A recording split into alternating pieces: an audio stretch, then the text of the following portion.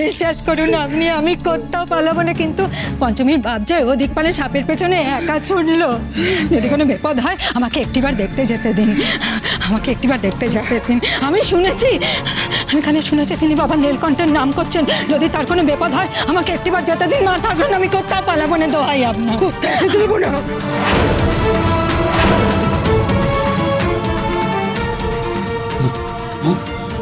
মানে মা, মানে মা, মা ঠিক আছে মা? মা, মা ঠিক আছিস তো? ঠিক আছিস মা? বল, চুপ করে আছিস কেন? বল, তুই বল, ঠিক আছিস তো? বাবা,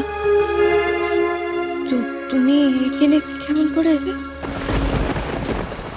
আর আমি বা ঠাকুর ঘরে কেমন করে এলেন?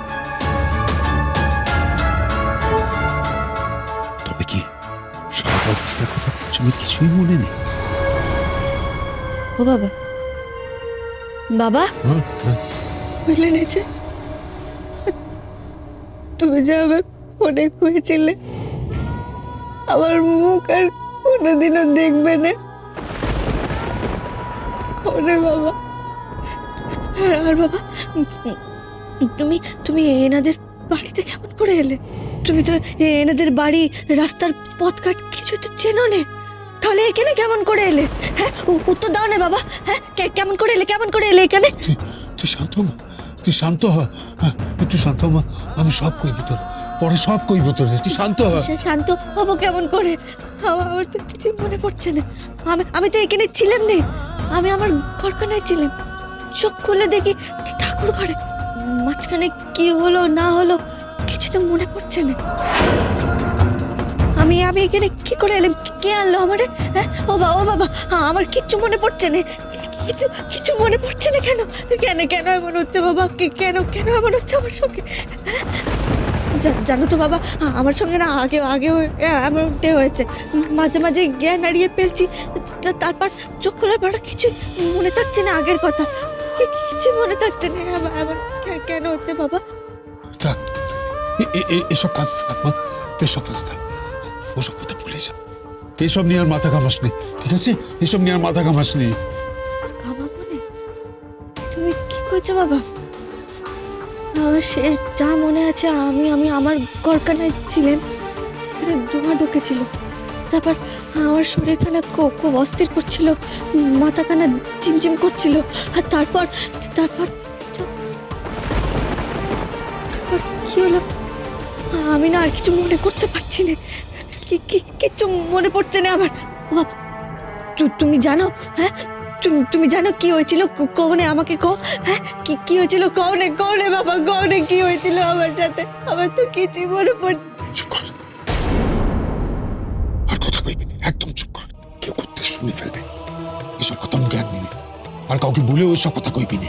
রোহান, আমি হাত জোর করছি, এসব কথা কাউকে কইবি না। বাবা, তুমি এমন কেন করছো? এমন অস্থির হচ্ছ কেন?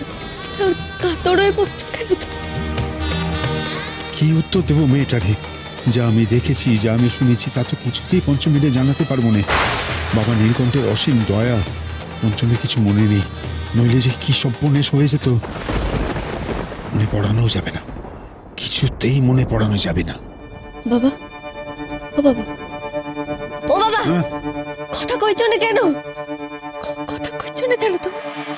আমি যে কিছু মনে করতে পারছি না, সে কথা কাউকে কওয়া যাবে না কেন? আমার কি সত্যি সত্যি মাথার ব্যামো ধরলো নাকি? হ্যাঁ? আমার কি মাথার ব্যামো ধরলো? কওনে বাবা, আমার কেন কিছু মনে পড়ছে না? নিয়তির লেখনে মেয়েটা সাপ হয়েছে। ওর জন্ম বৃত্তান্ত, ওর জীবনের এই সত্যিখানা আমি লুকিয়ে রাখবই। ওর সাপ হওয়া, বেতিসতের কথা কিচ্ছু কখনো ওকে আমি জানতে দেব না। ও মানুষ হয়ে বাঁচবে, কারোর কোনো ক্ষতি করবে না। তার জন্য আমারে কি মেয়েটারে মিথ্যে কথা শেখাতে হবে, যাতে কিনা এবারে সকলকে সন্দেহ না করে? পঞ্চমীকে আমি এতটুকু বিশ্বাস করি না। ও কি ভেবেছে আমার মেয়েকে মেরেও ভালো থাকবে? বুঝতে পেরেছি, পঞ্চমীকে আমি এখানে নিয়ে এসেছি টাকা দিয়ে। মন্দির সংস্কার করব বলেছিলাম, সেটাও কোনায়নি বলে প্রতিশোধ নিচ্ছে। প্রতিশোধ নিচ্ছেন? বলুন কত টাকা লাগবে, বলুন আমাকে, আমি এক্ষুনি দিয়ে দেবো কত টাকা লাগবে। কিন্তু পঞ্চমীকে আমার চাই, পঞ্চমীকে আনুন, আমার মেয়েলিকে সুস্থ করতে হবে। বড় বৌমা, নিজেকে সামলাও। পঞ্চমীর বাঘ কোথায় পাবে পঞ্চমীকে? জানলে কি এখানে আসতো, খোঁজ করতো? পঞ্চমী তো আপনাদের আশ্রয় ছিল দিদি। কোথায় আমার মেয়ে? বাবাদের কট্টা দিব্যি দিয়ে বলছি, আমাদের মেয়ে কোথায় আমরা জানি না। জানার কথা তো আপনাদের, তাই না? আপনাদের মেয়ে বিপদে রয়েছে, আমি মা হয়ে তা বুঝতে পারছি, কিন্তু আমার মেয়েটাও যে বাড়ির বাইরে বিপদে পড়তে পারে, কই আপনি তো মা হয়ে সে কথা একটি বারের জন্য ভাবছেন না, উল্টে আমাদেরকে দুষছেন আপনি। এই ভাগে ঠাকুর ঘরে টুক করে গিয়ে দেখি কি সিন চলছে। পুরোটার হলো কি, সাপ মারতে পারলো নাকি সাপই মারলো ওকে?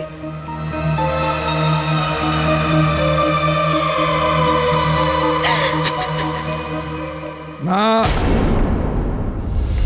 না, তুমি নিশ্চয়ই ঠাকুর ঘর দিকে যাচ্ছ? না, যাবে না।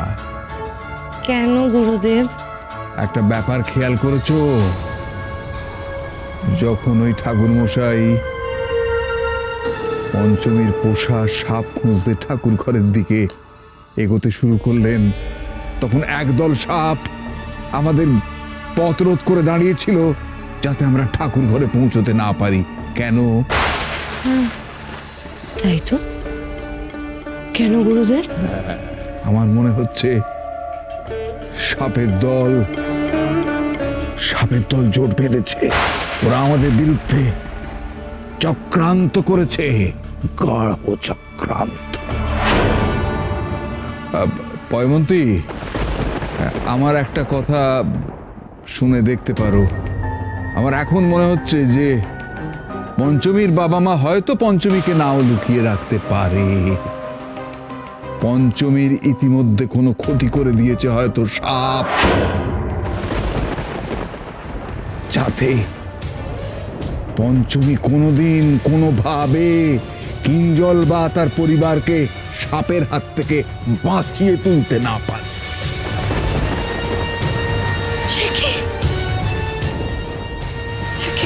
সবগুলো পঞ্চমের কোনো ক্ষতি করে না তো? পঞ্চমের সত্যি কোনো বিপদ হলো কিনা আমি কেমন করে জানবো? কেমন করে জানবো?